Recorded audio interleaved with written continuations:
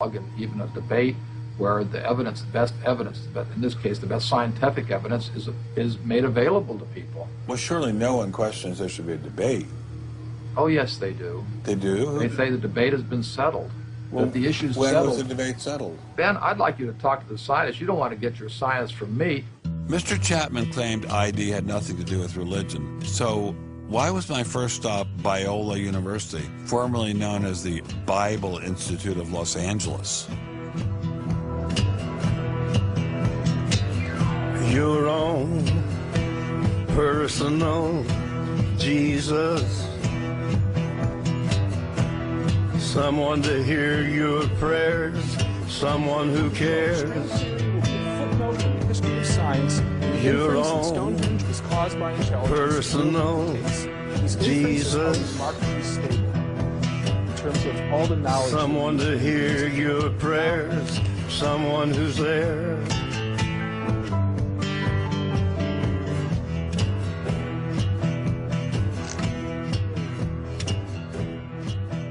How much money have you ever gotten from Jerry Falwell? $0. How about Pat Robertson? 0. Are you a minister? No.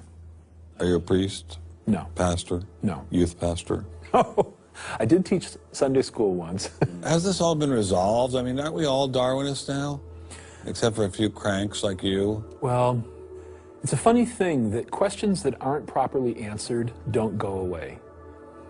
This question is loaded with all kinds of political baggage, but one-on-one at a scientific meeting after the third or fourth beer, my experience has been that many evolutionary biologists will say, yeah, this theory's got a lot of problems. So you mean to tell me that there really is a debate among scientists about whether or not evolution occurred? Well, evolution is a kind of funny word. It depends on how one defines it. If it means simply change over time, even the most rock-ribbed fundamentalist knows that the history of the Earth has changed, that there's been change over time. If you define evolution precisely, though, to mean the common descent of all life on Earth from a single ancestor via undirected mutation and natural selection, that's textbook definition of neo-Darwinism, biologists of the first rank have real questions. But the modern theory of intelligent design is just microwaved creationism. I don't think that's the case. Creationism, properly understood, begins with the Bible and says, how can I fit the Bible into the data of science? Intelligent design doesn't do that. Intelligent design is the study of patterns in nature that are best explained as a result of intelligence. So intelligent designers believe that God is the designer? Not necessarily. Intelligent design is a minimal commitment scientifically to the possibility of detecting intelligent causation. Dr. Nelson didn't sound like a crazy person, but I still suspected ID was nothing but reheated creationism. My next stop didn't seem like it was going to alleviate those fears. I didn't crawl out of the ocean, I didn't come from no monkey.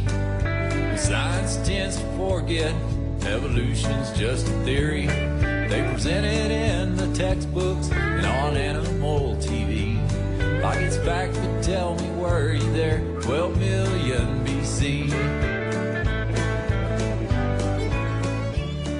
Evolution is from an intelligent design perspective, is perfectly acceptable if the sense is that how did the design get implemented? The issue is there real design there, and are these material mechanisms like natural selection, are these adequate to account for everything we see in biology? And our argument is no, it's not. But Darwin produced all this evidence from his travels and his studies at the Galapagos that evolution explained things. If you look at the history of science, people often have a good idea and then they decide just to run with it. And they say, we're going to apply this everywhere. And so Darwin takes his idea of natural selection and says, I'm going to explain all of life with it.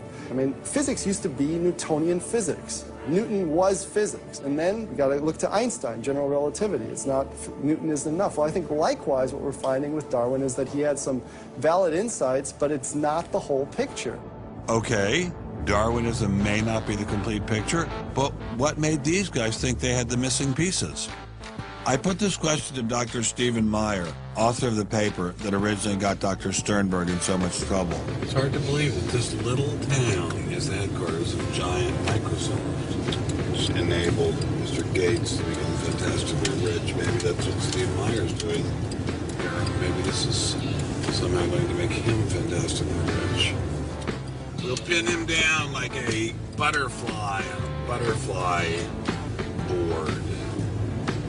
Butterfly on a killing board. Coffee shop straight ahead. Newton is buried in the geniuses corner at Westminster Abbey, right? That's correct, yeah. Darwin is also buried in Westminster Abbey. Right, and yeah. so is Darwin. Right near each other, right. right? And you're here in Redmond in a little building without a sign, right?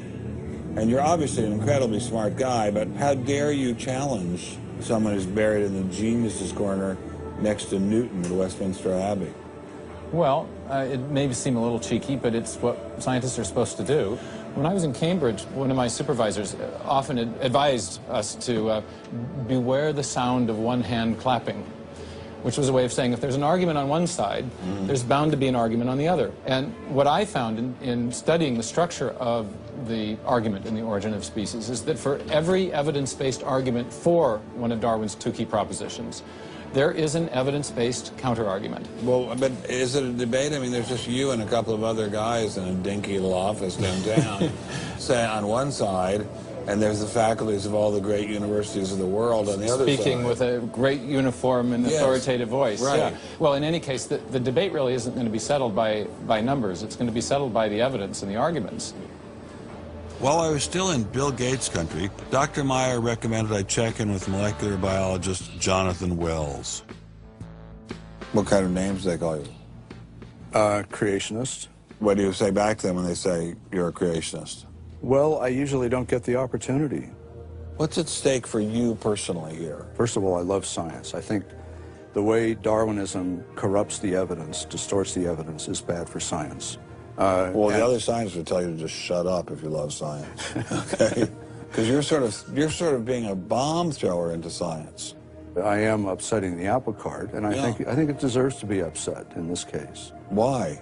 Because the evidence is being distorted to prop up a theory that I think doesn't fit it. Was Darwinism really that bad? Perhaps a change of scenery would give me a fresh perspective. Quand je t'ai vu au coin de la rue, tout est vide, j'ai cru que tous les deux, sous le ciel bleu, nous serions très heureux.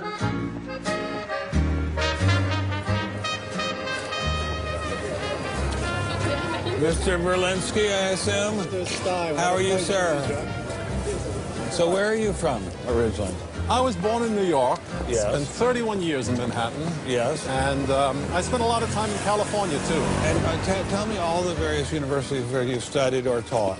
No, I was at Princeton, and I had a professorship at Stanford, and then I left Stanford, and I taught at Rutgers. I left Rutgers, and I taught at the City College in New York. I left the City College of New York. I taught at the Baruch College. I taught at San Jose. What did you teach at Baruch College? Anything they wanted. Come on in. Thank you, monsieur. What an old building. Wow. It's the oldest in Paris. You're kidding. Merci, monsieur. Ah, je vous en prie, monsieur. Merci.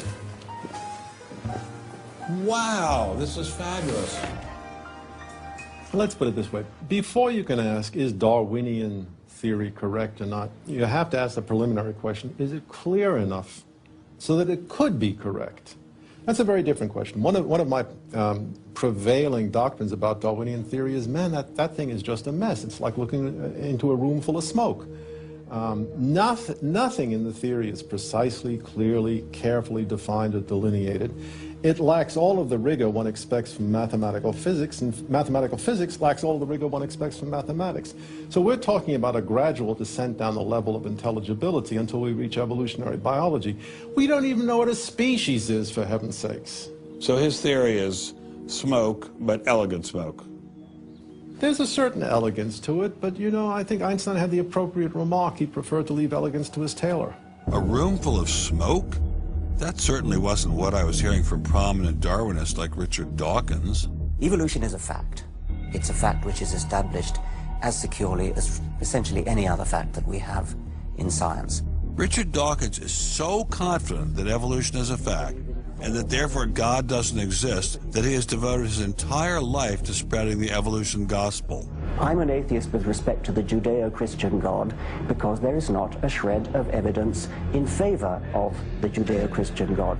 It is completely right to say that since the evidence for evolution is so absolutely, totally overwhelming, nobody who looks at it could possibly doubt that if they were sane.